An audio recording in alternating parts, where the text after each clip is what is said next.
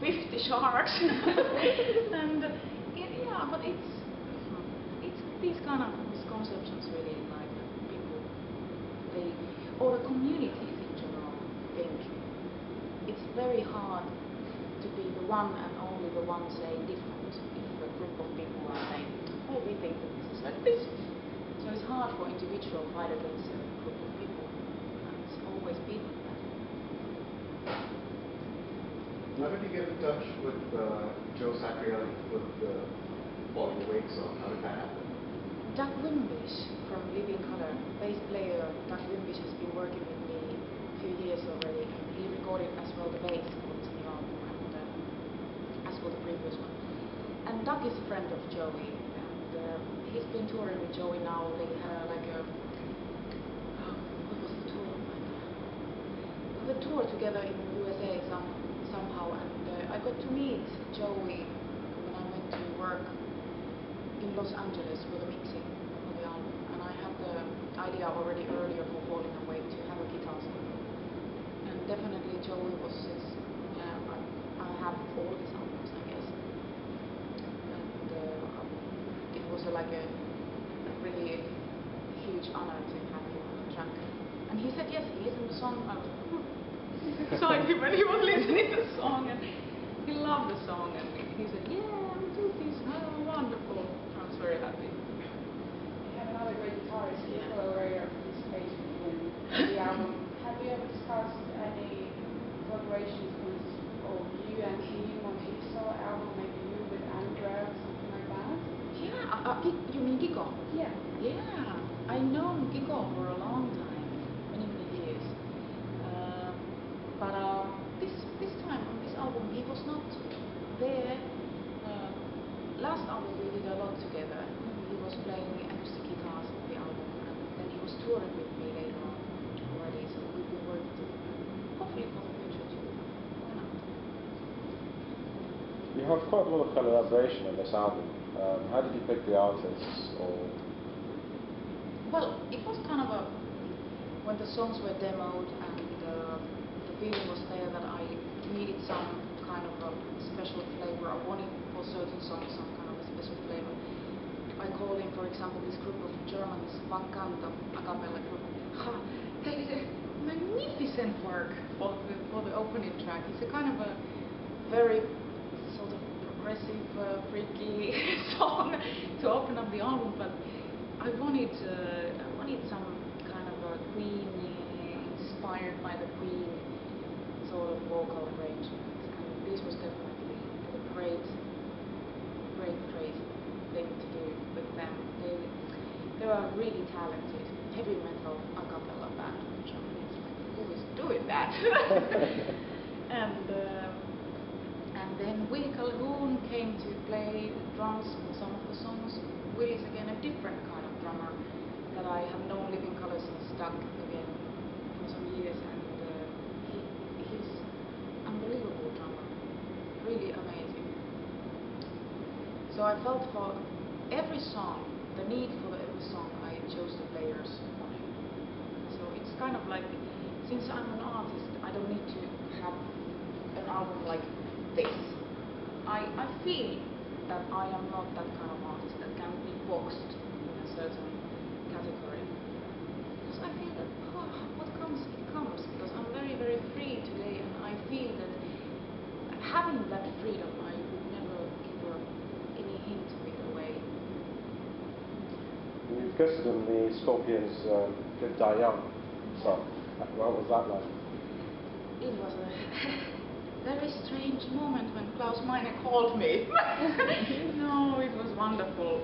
Seriously, such an honor. And at the time, they sent me 2 songs, and where I could even choose the one that I liked most.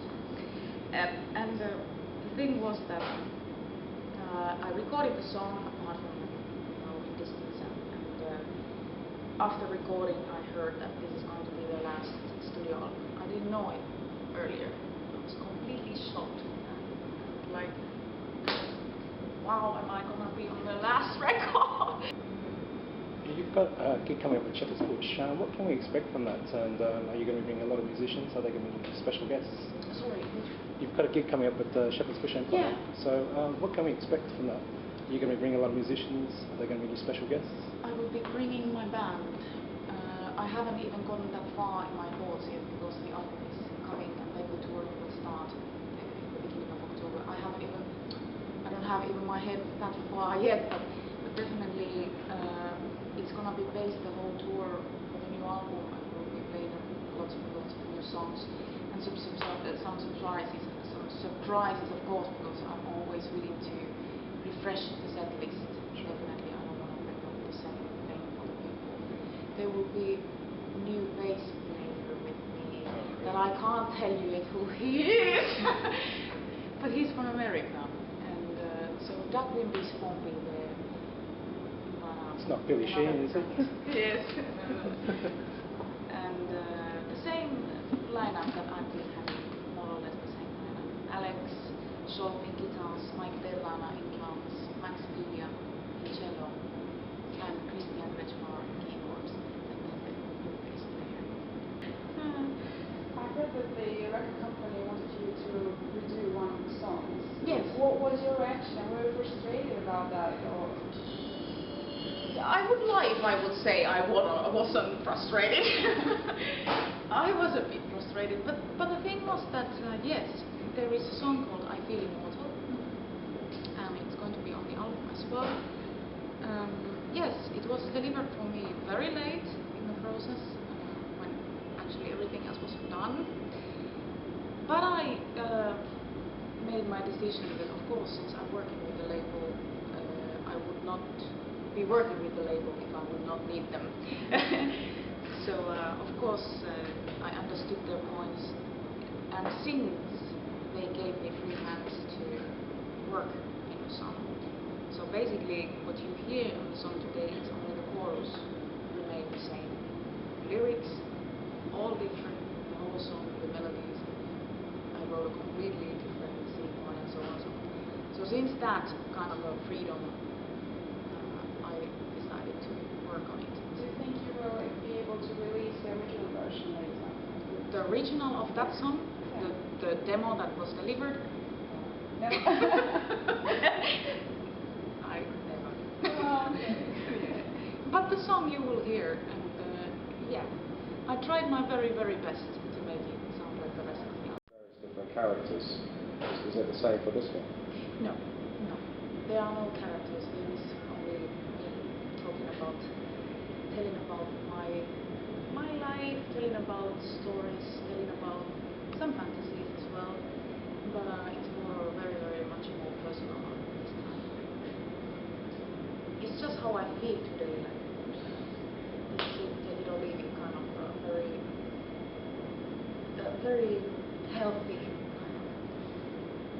So if all the songs sort of reflect your emotions, which one is the happiest song on the album? Which one is The happiest song? The Underneath. The Underneath.